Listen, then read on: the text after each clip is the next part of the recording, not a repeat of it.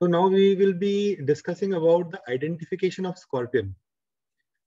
As you can see, the shape of the scorpion is so typical that if anyone once sees it, will not forget. By this beautiful artistic slide which Sanjay sir has prepared, in which the name is shaped like the scorpion. With this, we will start. We will go through a brief outline because most of the things have already been covered. So we will not repeat that. We'll just go into the brief outline of how to identify a scorpion. So the rainy season, right now we are facing the rainy season and it is prone for the bites and stings. And as you can see, the bites and stings by snakes, scorpion, mosquitoes, ticks, mites, dogs, monkeys, millipedes, centipedes, bees and wasps, stingray fish, octopus, jellyfish, like we discussed in the last session, the black widow spiders, brown recluse spiders, fire ants, they all, their habitat is infiltrated by the flooding of the water. And that's why they come for rescue to the place where human habitat is there, where there is concrete jungle is there. There they find that it is not affected by the rain. They find a shed and they enter in our home, in our luggage, in our clothes, in our shoes. And that's how it is an accidental bite which occurs most of the times, or the stings which occurs, the scorpions.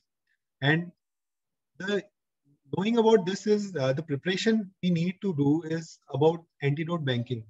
As Dr. Venu sir has also highlighted in the last session, that the antidotes which are available, like the anti-snake venom or the anti-scorpion venom is available, the shelf life is just 6 months. If you have to keep these ready, then it has to be purchased in the season of the March, April, so that you can utilize it in the whole season of the rain till September, October. You can utilize this because maximum cases occur in this season. That we need to know about the behavior. And there is one very beautiful slide which has been prepared by Dr. H.S. Bhavaskar sir, which was published by WHO in recent guidelines on management of snake bites and scorpion stings.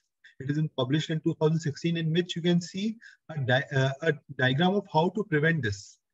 It is not to sleep on floor, and there should be a net which not only does not allow the mosquitoes, the ticks, but also the scorpion. It should be tight plastic net so that it does not allow, because the scorpion can crawl from, and the snakes, the crate can also crawl up the bed. So that is a preventive measure which needs to be done by the people who are sleeping on the ground floor in rainy season, especially in the huts, in the area where there is a high prevalence of snakes and scorpions is there.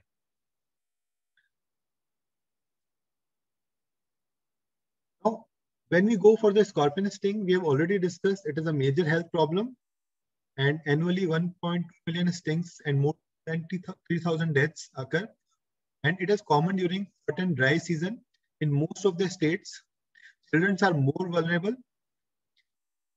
And you can see this anatomy of scorpion. To identify it, there is a cephalothorax, the legs, which are modified into the claw. Then there is abdomen. Then there is tail. The venom sac is one of the modified glands which lies in the telson of the tail in the last segment. And here you can see the sting is there. Now, how do we classify the scorpion?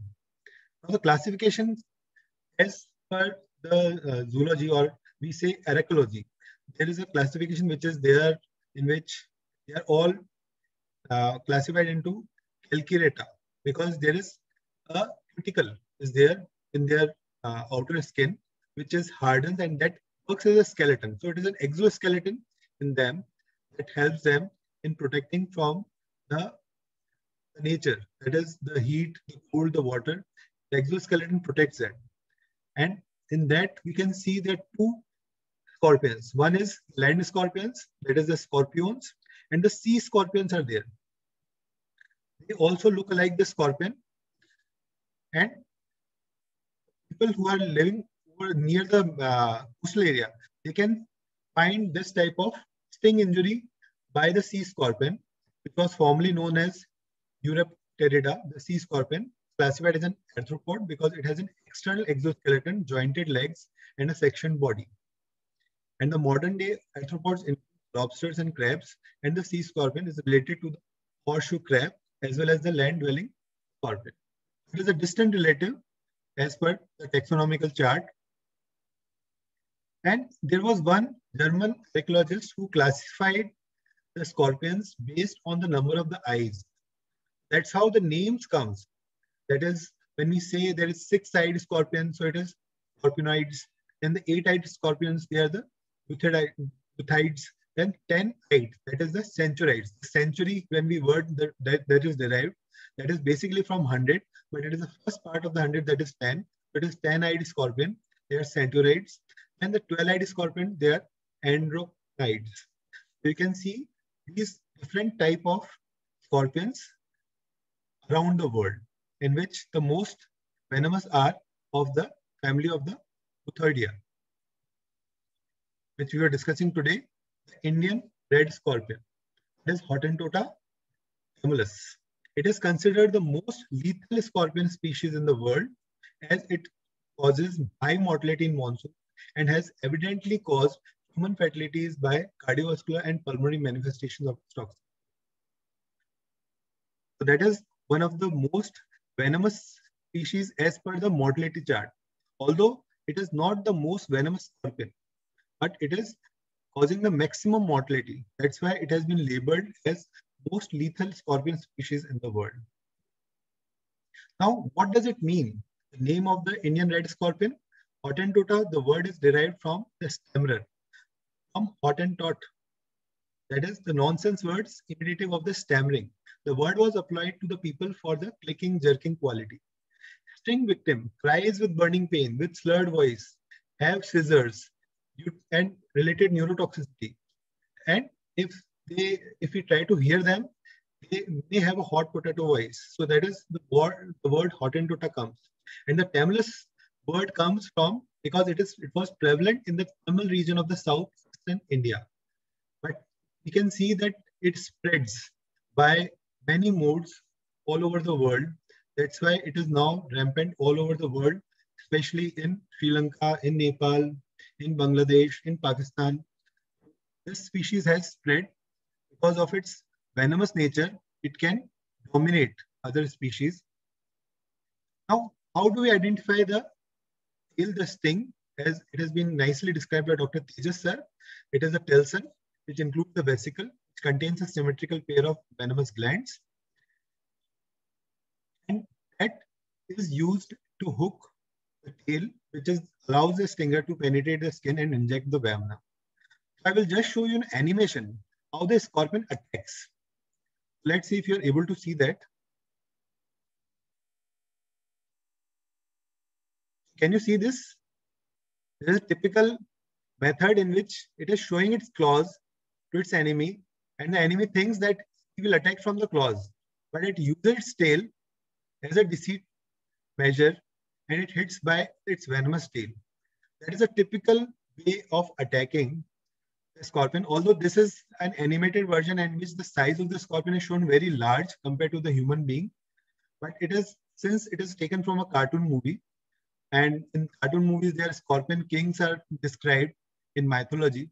And in past, in the mythology, there were few scorpions which were the size of a pumpkin. They were so much large in size, but not larger than the human being. But in animation, we can see the method by which it attacks. And that is a defense measure it takes, but it can attack its prey to hunt also. Now, coming to this question which we discussed, the query which we discussed, you can see there are 4 weapons of injury which are causing, and the first one is actually the lifesaver. That is the hypodermic needle. As most of the emergency physicians and nurses describes themselves, like all of us, we describe that we are paid for poking you with a sharp weapon and relieving your agony. So that is the hypodermic needle, in which the emergency nurses are specialized, and all the nurses, we are really proud that the nursing people are so good in putting a cannula, a hypodermic syringe, that they can get an access even in the peripheral region in cases of shock. So that is the first weapon, which is actually a lifesaver. Second, you can identify it is a terminal segment of the scorpion tail. That is the telson, called the telson, which contains the two venomous glands connecting with a curved needle sharp sting. Can you see this? This is the second one from left to right. So this is too sharp. Then coming to the third one is you can see the web, the threads are there. So they are suggestive of the spider. It has a pair of horny fangs. That is the calicrate among the mouth parts. Can you see that? And then this is one of the teeth of the snake, which also have a groove mark. It is actually a reconstruction of most of the images. So we can't go exactly of how they have been taken because the tooth is broken. So it may be the tooth may have been broken, the tooth may have been broken of the snake from which it has been derived. Coming to the purpose of why the scorpions are gifted by the nature with a venom. So they are the invertebrate, the arthropods, you can see on the right side. They are the stimulant. They irritate their prey in fight to flight away. So they are sympathomimic. They cause autonomic storm. In starting and later stages, it turns into cholinergic phenomena. And the Indian scorpion sting causes the cardiostimulant, priapism, accelerated hypertension, arrhythmias.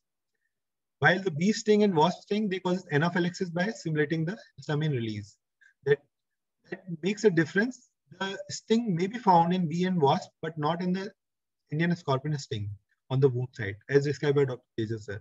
And then the spider bites, the Spanish fly, the centipedes, millipedes, shellfish, jellyfish, they are all having this stimulant activity to irritate their predator. So this is a neurostimulant that causes stimulation, and that causes the patient present with altered mental sensorium. He can have seizures, he can be shouting with pain, compared to vertebrate bites like of the snakes, which are suppressants, which are paralytics for hunting their prey. So they are the viper venom, the krait, the cobra. We have discussed all this in detail in our previous sessions. So we'll come to the next. That was the question we asked about the site of action of the toxins. So you can see this has been nicely explained by Dr. Tejas sir. So I will not go into the details, but it is just the slide we want to show. And the venom of the vertebrates and the invertebrates, the suppressants and the stimulants, they affect the vital centers, that is the heartbeat, breath, and the brain activity. And this is the target ion channels of the scorpion alpha toxin, which acts and inhibits the activation of the channel that causes prolonged depolarization and changes in the ECG. And it causes sympathetic and parasympathetic effects of neuronal excitation and massive endogenous release of the catecholamines, the epinephrine and norepinephrine. This flow chart, this explanation has been nicely drafted by Dr. Sanjay Das sir. And we have one protocol, which is the Bhavaskar protocol. It has been devised by Dr. H.S. Bhavaskar. It is based on the stage of envenomation, and it has been given by an API textbook of medicine. And the chapter is repeated in 3 editions, from the 9th edition to 10th edition, and the latest one, the 11th edition. So you can understand that this is something which is a unique contribution of Dr. H.S. Bhavaskar sir, who has enlightened us. He's basically a pediatrician, but since the scorpion stings are very common in pediatric population, and he took an initiative working in a peripheral hospital, and he devised a protocol of managing the stages that has been already described by Dr. Tejas sir. And this is again adrenergic excess, which causes the cardiac stimulant effect, cholinergic excess, and the neuromuscular excitation, which causes the pulmonary edema, respiratory failure, death, and so now what is the importance of knowing all this? The importance is the role of agonist and antagonist. Because if you want to use the antidotes like the prazosin, it can be used as an antagonist to the sympathetic effects. Similarly, we can use dobutamine, and the similar effect can be seen in the cholinergic phenomena and in which we can use the anticholinergic drugs for management, but we have to use them safely because they are themselves arthemogenic. And coming to the shape of one of the new developed toxin, it looks like a scorpion. This is imidazole ethyl hydroxy methoxyphenyl methoxyacrylamide. This is a new alkaloid. It is isolated from one of the Indian scientists, Dr. S. Banerjee et al. It has been recently published in 2018, and you can see this. The shape of this toxin looks like a scorpion. So that is a uniqueness to remember. And it has been studied, it is getting studied of its medicinal uses now. What is the use of this new alkaloid? The role of this alkaloid is still a mystery for all of us. So there are 2,000 species all over. 86 species are found in India, and 5 common species of scorpion: the Indian red scorpion, the Indian black scorpion, then the giant forest scorpion, and the fat-tailed scorpion. So there, how we understand the geographic distribution, you can see scorpions are found on all the continents except Antarctica. The diversity of the scorpion is the greatest in the subtropical areas. Why? Because they're cold-blooded, so they can't survive in extreme cold.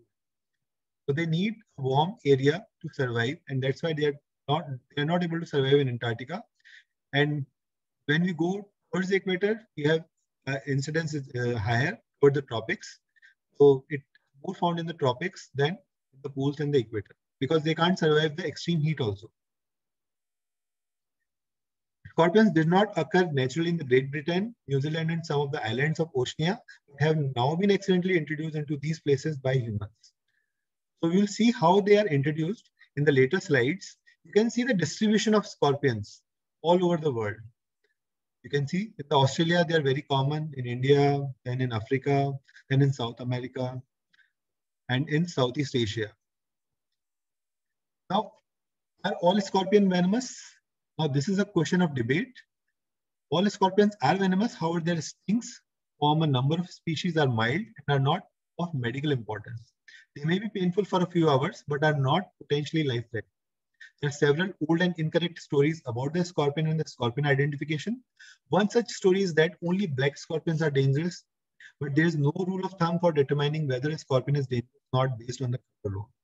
As we can see this chart, nicely shown by Dr. Tejas sir, you can see the scorpion identification chart. It is mostly the American scorpions are described. And in this, you can see the red scorpion, the typical red scorpion. It is not the Indian red scorpion. It is the color of the red scorpion is red, typically red but it is found in America, not in India. And this is the death stalker scorpion, the most lethal venom which it contains. That's why it is known as the death stalker, because it stalks the death of the victim. Dr. Vivekansh, one question. Yes, ma'am. Is it true? What's your opinion on the size of the scorpion and the top and the envenomation, the seriousness? Like proportionate. Yes, the smaller it is, the more potent it is. Yes. We are coming on that. We are coming on that. Okay. Definitely. That is what we are trying to identify first by the different patterns of them. So there are few scorpions. You can see the tailless whip scorpion, in which there is no tail, but it is still classified as scorpion because genetically it is one of the relatives of it. Then there is red claw scorpion. Then there is blue colored scorpion, and three-striped scorpion, Arizona hairy scorpion, the fat-tail scorpion. What Dr. Chidrupi ma'am is describing about that if it is a fat tail, will it be venomous or not? So we will understand this, but just seeing what is right now the information which is available. Now we will analyze it one by one, and we will see one behavior of the scorpion which is unique. I was trying to show you before also the venom is cutting in the scorpion. Let's see if it plays in. There is a few scorpions such as Parabithus, Centroides, Margaritus, and Hedrus arizonensis. Its venom in a narrow thread as far as 1 meter, that is 3.3 feet, to warn off the potential predators, possibly injuring them in the eyes. You can see this behavior of these scorpions. They are actually using this venom skirting, this phenomena of skirting the venom, just like we saw in the spitting cobras. So that is seen in American scorpion, not in Indian scorpion. It also, they can blind the eye of their predator, their enemy, or their prey, and they can hunt them by just spraying them. That is a typical behavior which is seen in these American scorpions. Now, can a scorpion can bite? That has been already discussed by Dr. Chaturthi ma'am, that scorpion do bite by their claws. They are hardly venomous. Now, another venomous mite, it is the size matters. That is what discuss now. The story is based on the size of the scorpion, as many people incorrectly telling us that smaller scorpions are far more venomous than larger scorpion. The size of the scorpion makes little difference as to how dangerous it is. A baby fat-tailed scorpion of a few centimeters long will deliver a painful and potentially dangerous sting compared to the mild prick delivered from a large rock. So the size does not matter at all, especially the size of the scorpion. What matters is there is something which is different, the size of the pincer and the tail thickness. That matters. The main rule for identifying a potentially dangerous scorpion is based on the size of their tail in relation to the size of their pincers. Those with thick tails and smaller pincers being far more venomous than those with thin tail and large pincers. That is the difference. You can see this. This one is thick tail, thin pincers, and it is life-threatening. This one is a medium tail. You can see the medium tail and thick pincers. It is just like a bee sting. Localized pain is there. And then there is thin tail. You can see the thin tail and very small venomous gland and thick pincers. So why the nature has given them the thick pincers? So that they can actually hunt from their pincers, and since their venom is not so powerful, they are not so venomous, so they are having a thick pincers for hunting their prey. That is the basic understanding, the take-home message from identifying the venomosity rule of the thumb, and it applies all over the world. This has been developed by the Scorpion .co.za, that is Canadian educational site that have highlighted this. And the purpose of this is knowing that we can use a similar principle in Indian scorpions too. Now, there's one famous saying about the scorpions is one stung, twice shy. Because their behavior is very shy. The toxicity of scorpion venom is worse than that of snakes, but only a small quantity is injected. They are very conservative in using their venom because their production is slow. As Dr. Madhukar sir has said that it is one of the costliest liquid in the world. It is the most costly liquid in the world, the scorpion venom. Because the production is slow compared to the snakes. Their production is rapid, but in scorpions, their production is slow because they are mostly living in the hot and dry climates. So they use it conservatively. So that's why the behavior once stung, twice shy is the old adage for the scorpion sting. This is one of the identification feature, highly venomous one, the small pincers and the thick tail, and the thin tail and big pincers, the mildly venomous. Again, they are the American species. Now, there is one advantage we can use in the crime scene is ultraviolet light. The scorpion glows in the ultraviolet light. It uses the fluorescence. They are basically trying to conserve, they're trying to save themselves from extreme heat of the sun in the tropics. And that's why their cuticle has developed a mechanism in which it can reflect the ultraviolet light. And that ultraviolet light reflection can be used in crime scene investigation for searching of the scorpion below the bed or sometimes in the crevices. There we can't reach by our hand because it is dangerous. We may get stung. It is better to use an ultraviolet torch in the scene of crime if there is suspected sting or bite there. Then coming to another behavior, the scorpion dance. They dance in the night, nocturnal. They dance before mating. The male deposits sperm and leaves us as he may be eaten by the female. They are cannibals. They eat their siblings. They eat even the mating partner, and they glow in the ultraviolet light. That is a unique feature of them. And when they eat, they are nocturnal hunters. They feed on insects, spiders, grubs, occasionally rodents, and sometimes their own babies. That we need to know of their deceitful behavior. Reproduction. How do they reproduce? One unique feature of scorpion compared to other insects is their viviparous. They lay their live ones, just like the mammals. And similarly, the few of the viviparous vipers, the snakes, but they are vertebrates. But it is a typical feature of invertebrate. Among invertebrates, the scorpions are uniquely viviparous. They give birth to 20 to 100 scorpions. And now you can see this behavior, dance of the scorpion. Can it sting itself? Is it possible? Sting the scorpion dance for attracting its mate? Anyone can answer? Can the scorpion die by its own sting? So we'll discuss in the discussion forum later on. Coming to the baby scorpions are great cannibals. And the young ones sometimes nibble mother scorpion to death. Now there's one famous saying related to this. That is what we call Bichu ka dera, peet par. This is enlightened by Dr. E.S. Badukar sir. That is a famous saying, that is muhavra in rural areas. Bichu ka dera kahan par hota hai? That is peet par. So that is the behavior of the scorpion. You can see a live, this is a scorpion carrying its scorpiolings over its neck. That's why it is the dera, that is the family of the scorpion is over it just after birth, delivery. That is a unique feature to identify among the scorpions, the behavior of scorpions. And their mother's back, they ride till they first molt. That is, they ride for 20 to 3 days, mature in 3 to 4 years, and their lifespan is up to 8 years. So they ride up to 20 to 30 days and mature in 3 to 4 years, and the lifespan is 8 years. And this is how the scorpion, which the complete family, they're carrying themselves.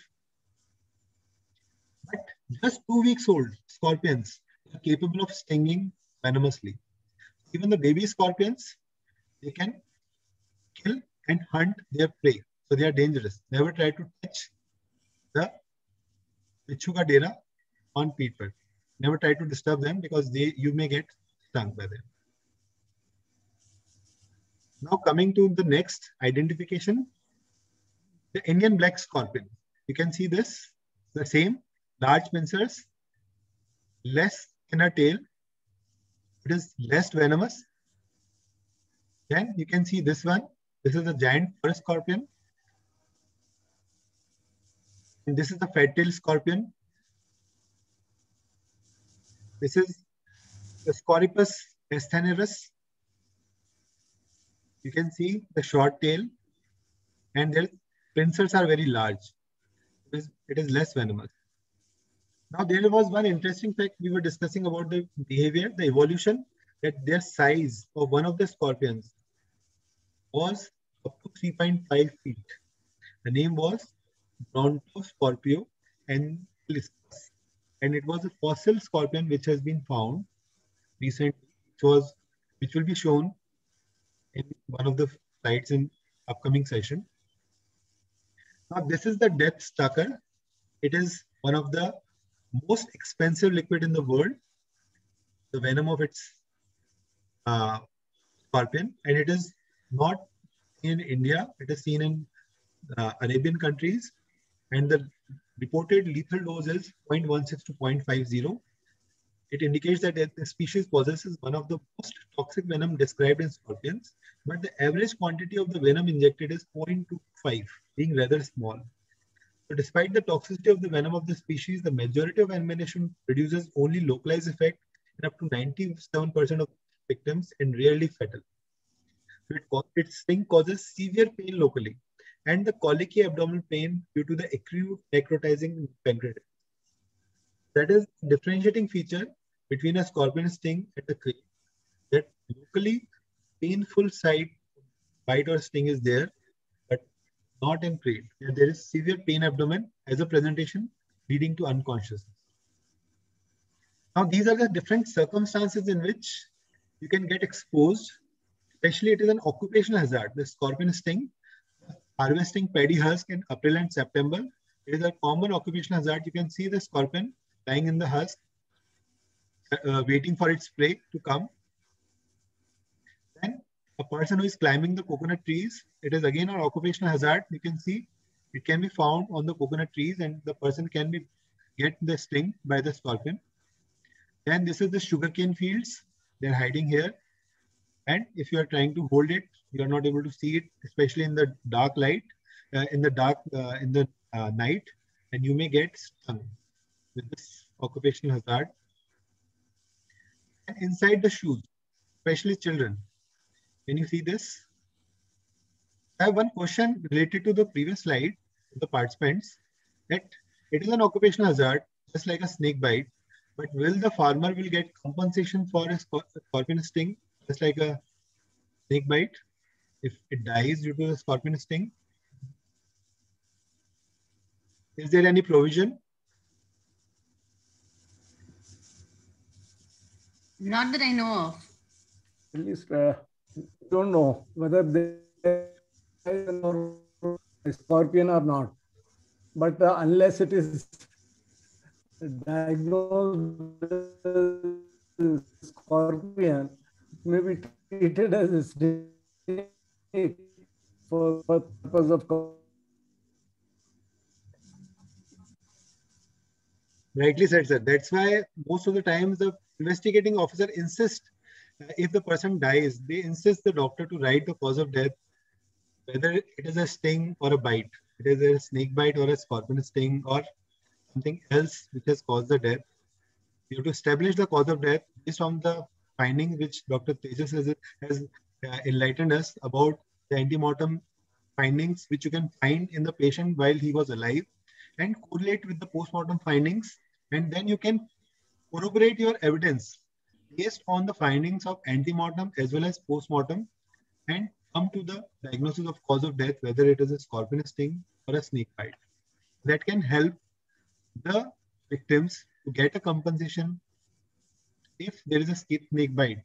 But if there is a scorpion sting, will they get a compensation or not? We will come in the discussion session and the post-test. Coming to the next scenario, that is inside the shoes, especially children. That's why it is taught to children never to wear the shoes directly. If it is placed outside the house, if it is an open space, always dust them, the shoes, because they can get stung by the scorpions. They can be found in the bed sheets, the bed clothes. You can see they can very easily hide.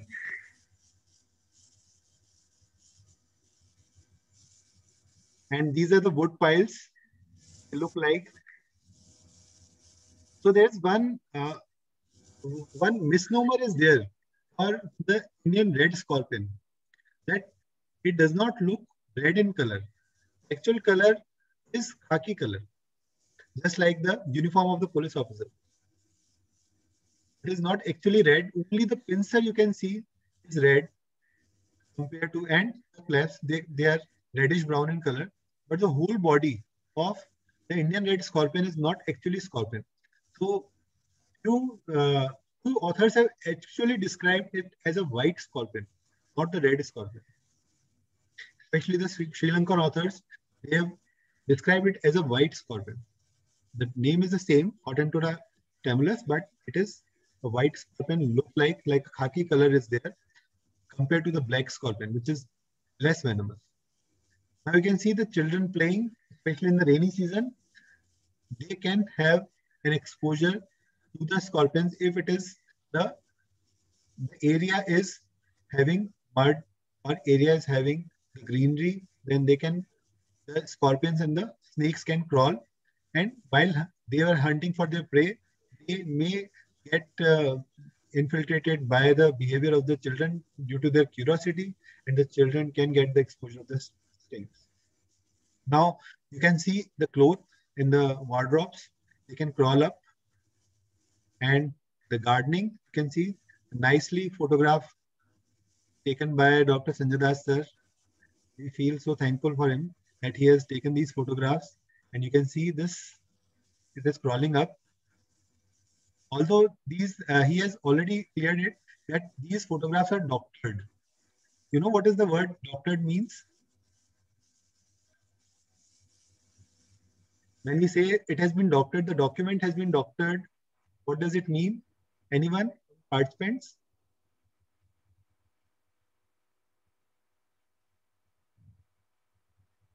It means Photoshop. It has been edited. It has been superimposed to see the scenario of gardening. You can see it can crawl in. So especially in dark, never try to do the dark gardening until unless there is proper light is there. Otherwise, you can get exposed to the stings. Then you can see the crevices. In this, the scorpion can easily hide. The color of the scorpion as well as of the bricks, it is somewhat similar, and they can hide in the dark crevices and they can attack. This is very common in the rural areas where the ventilation has been created by these, by leaving the bricks open so that there is air ventilation is there. Because when during winters they put on the sigdi, they may die due to carbon monoxide toxicity due to the sigdi used in closed spaces. So they keep this vents for air, but that leads to further hazard because the stings can occur due to the entry of the natural predators, that is the scorpions and the snakes. They can enter, especially in the rainy season. Find a safer place. Now this is another scenario. The rock, on the rocks they can found and they can attack, especially if the kids they are going on trekking. Then in the kitchen of a household, on the pillar you can see scorpion crawling up. In the bookshelves, we are all bookworms, but not the book scorpions, right? We are all, the doctors are known as bookworms. They keep reading and reading always, even in the duty hours, after the duty hours, they keep reading. Now we are reading on the mobiles, on the webinars. So we have to keep updating ourselves, but still we do not develop the venomosity by reading the books. We actually develop the knowledge to tackle the venomosity of these natural predators. Now there is one very interesting incident which has occurred, that is the transportation via luggage, which has occurred, and it has been reported in a Sri Lankan journal that there is a possibility of introduction of this species of scorpion, Indian red scorpion, inadvertently to Jaffna, that is the area of the Sri Lanka, from India by the movement of the goods during the long civil war, or possibly during IPKF, that is Indian Peacekeeping Force, occupation of Jaffna between 1987 and 1990. So there was no cases reported of Indian red scorpion in Sri Lanka until 1987. After 1987, they saw a surge of exposure to Indian red scorpion, the typical cardiotoxicity which was seen in the scorpion stings, which was not common. That is one of the side effects of peacekeeping forces when they migrate from one place to another. We should know about this. Although right now we are afraid of the bioterrorism which is going on, whether it is a bioterrorism of COVID or it is something, a natural calamity. Even if the bioterrorism is getting curbed, you can see they can also transport another bioterrorism which has occurred in another country inadvertently. It was not intentional. This is a typical feature which has been nicely described by Dr. Tejas sir as well as Dr. Chidrup ma'am. Sweating, nystagmus, mydriasis, shaking, ataxia, is shooting above the BP, and pulling of the eyes. You can use a Woods lamp for the crime scene investigation. There may be hyperthermia. These are all features in the pancreatitis, which is typical feature in the Mexican scorpion. Now, what is the ABCD principle of resuscitation? That's been described by Dr. Chidrupi very well. I'm just trying to highlight the WHO guidelines. That is Dr. ABCD approach, danger response, that needs to be checked whenever you are approaching a crime scene or when you are going for a first aid as a paramedic. You should always see for danger at the site because you may get bitten or stung by a snake or a scorpion. and then call for help if you're alone, and then maintaining the airway, breathing, circulation, discipline. Discussing about the bioterrorism as a matter weapon, killing with a scorpion was a popular trick to simulate it as an accidental sting in the dark. This was a container which was used, and it was tied with a rope, and it was thrown on the, it was kept sometimes, but it was thrown on the people in a group. And when it falls down on the floor, it gets broken, and then it releases the bunch of scorpions. Or sometimes it is kept as in the night to a person who is sleeping nearby, and when he wakes up, he tries to remove something eatable from this, and they get stung by the scorpion. This is something what we call the scorpion in the pot. You can see this. Now there is some literature related to the same. Coming to the last slide, that is the scorpion bombs. Have you heard of this? It has been described. We can say it is mythology sort of thing, but they have actually described it in detail in one of the books, in which they have described it as a biological and chemical warfare in the ancient world. So they have described the scorpion bombs in Hercules and the Trojan War, the accounts of Herodotus and Thucydides using the bunch of scorpion packed in the earthenware thrown on the enemy's army. It was one of the mode of attack and dispersing the enemy's army when they used to attack the, especially when they're attacking from the wall, they're trying to infiltrate into the fort. So the people who are on the fort, they used to drop these earthen pots on them containing the scorpion, bunch of scorpions, and that used to cause the scorpion stings, and that causes the irritation, pain, and they used to run away for help, for first aid, and that's how the attack may be delayed. So that is something interesting to learn from Dr. Sanjay Das sir. You can see he is holding the scorpion with its tail. That is the right way of holding the scorpion. Otherwise, if you try to hold it by its body or its claws, it may stung by its tail. So that is the whole introduction part of identifying the scorpion. Hope you are able to understand.